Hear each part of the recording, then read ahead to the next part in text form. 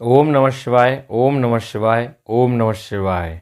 आज हम रुद्र संहिता खंड 3 पार्वती खंड के 43वां अध्याय का वर्णन करेंगे, जिसमें शिव जी की अनुपम लीला का वर्णन किया गया है। हम शिव महापुराण का गुणगान कर रहे हैं। आप शिव शंभू यूट्यूब को चैनल को लाइक करें, सब्सक्राइब करें और ज़्यादा से ज़्यादा लोगों को शेयर करें। ब्रह्मा जी बोले, हे नारद, तुमको अपने सामने देखकर देवी मैना बहुत प्रसन्न हुई और तुम्हें प्रणाम करके बोली, हे मुनिश्रेष्ठ नारद जी, मैं भगवान शिव के इसी समय दर्शन करना चाहती हूँ। मैं देखना चाहती हूँ जिन शिव जी को पाने के लिए मेरी बेटी पार्वती ने घोर तपस्या की तथा अनेक कष्टों को भोगा, उन शिव जी का रूप कैसा है, वे कैसे दिखते हैं। यह कहकर तुमको साथ लेकर देवी मैना चंद्रशाला की ओर चल पड़ी। इधर भगवान शिव भी मैना के इस अभिमान को समझ गए और तुम मुझसे व विष्णु से बोले कि तुम सब देवताओं को अपने साथ लेकर गिरिराज हिमालय के घर पहुँचो, मैं भी अपने गणों के साथ पीछे पीछे आ रहा हूँ। भगवान विष्णु ने से भगवान शिव की आज्ञा माना और सब देवताओं को बुलाकर उनकी आज्ञा का पालन करते हुए शैलराज के घर की ओर प्रस्थान किया। देवी मैना तुम्हारे साथ अपने भवन के सबसे ऊंचे स्थान पर जाकर खड़ी हो गई। तब देवताओं की सजी सजाई सेना को देखकर मैना बहुत प्रसन्न हुई। बारात में सबसे आगे सुंदर वस्त्रों एवं आभूषणों से सजे हुए गंधर्वगण अपने वाहनों पर सवार होकर बाजे बजाते और नृत्य करते हुए आ रहे थे। इनके गण अपने हाथों में ध्वज की पताका लेकर उसे फहरा रहे थे।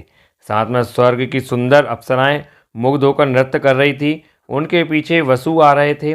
फिर मणिग्रीवादी यक्ष, यमराज, निरति, वरुण, वायु, कुबेर, ईशान, देवराजेंद्र, चंद्रमा, सूर, भृगु आदि देव व मुनीश्वर एक से एक सुंदर और मनोहारी रूप के स्वामी थे और सर्वगुण संपन्न जान पड़ते थे। उन्हें देखकर नारद, वह तुमसे यही प्रश्न करती कि क्या ये ही शिव है?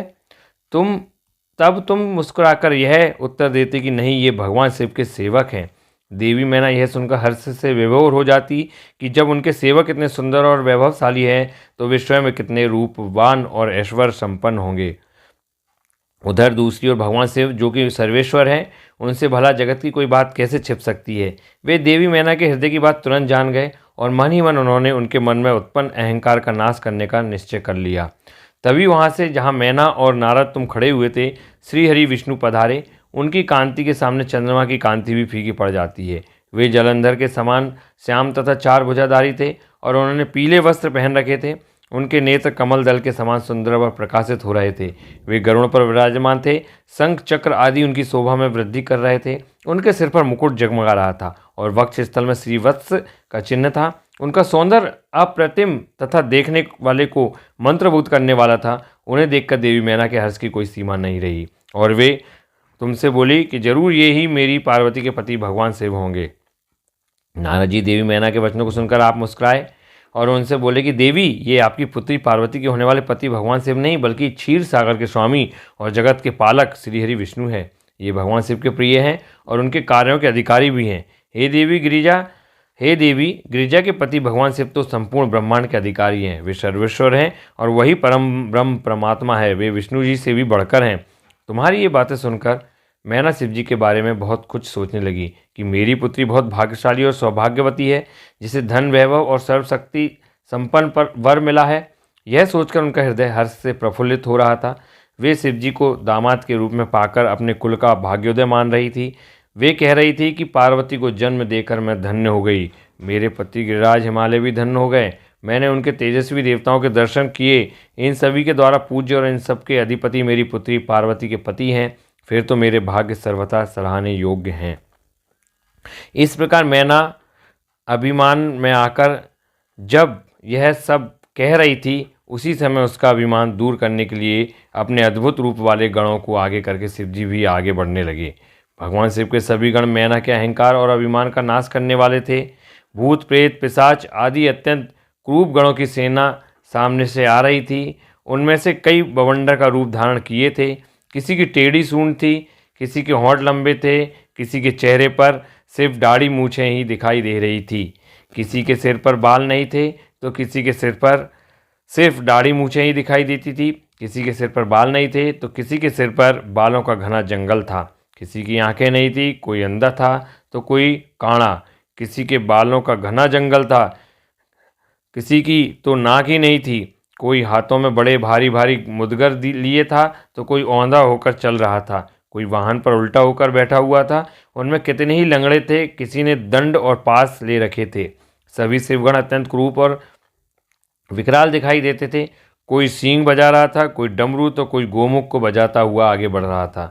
उनमें किसी का सिर नहीं था तो किसी के धड़ का पता नहीं चल रहा था, तो किसी के अनेकों मुख थे, किसी के चेहरे पर अनगिनत आंखें लगी थी तो किसी के अनेकों पैर थे, किसी के हाथ नहीं थे तो किसी के अनेकों कान थे, तो किसी के अनेकों सिर थे। सभी शिवगणों ने अचंभित करने वाली वेशभूषा धारण की हुई थी। कोई आकार में बहुत बड़ा था तो कोई बहुत छोटा था। वे देखने में बहुत ही भयंकर लग रहे थे। उनकी लंबी चौड़ी विशाल सेना मदमस्त होकर नाचते गाते हुए आगे बढ़ रही थी। तभी तुमने अंगुली के इशारे से शिवगणों को दिखाते हुए देवी मैना से कहा, देवी, पहले आप भगवान शिव के गणों को देख लें, तत्पश्चात महादेव जी के दर्शन करना। भूत प्रेतों की इतनी बड़ी सेना देखकर देवी मैना भैंसे कांपने लगी। इसी सेना के बीच में 5 मुख वाले, 3 नेत्रों, 10 भुजाओं वाले, शरीर पर भस्म लगाए, गले में मुंडों की माला पहने, गले में सर्पों को डाले, बाघ की खाल को ओढ़े, पिनाक धनुष हाथ में उठाए, त्रिशूल कंधे पर रखकर बड़े क्रूप और बूढ़े बैल पर चढ़े हुए भगवान शंकर देवी मैना को दिखाई दिए। उनके सर पर जटाजूट थी और आंखें भयंकर लाल थी। नारद, तभी तुमने मैना को बताया कि वे ही भगवान शिव है। तुम्हारी यह बात सुनकर देवी मैना अत्यंत व्याकुल होकर तेज वायु के झकोरे लगने से टूटी लता के समान धरती पर धड़ाम से गिरकर मूर्छित हो गई। उनके मुख से सिर्फ यही शब्द निकले कि सबने मिलकर मुझे छल कपट से राजी किया है। मैं सबके आग्रह को मानकर बर्बाद हो गई। मैना के इस प्रकार बेहोश हो जाने पर उनकी अनेकों दासियां वहां भागती हुई आ गई। अनेकों प्रकार के उपाय करने के पश्चात धीरे धीरे मैना होश में आई। तो ये 43वां अध्याय था, जिसमें भगवान शिव की अनुपम लीला का वर्णन किया गया है। और बारात जाती है और मैना बेहोश हो जाती है।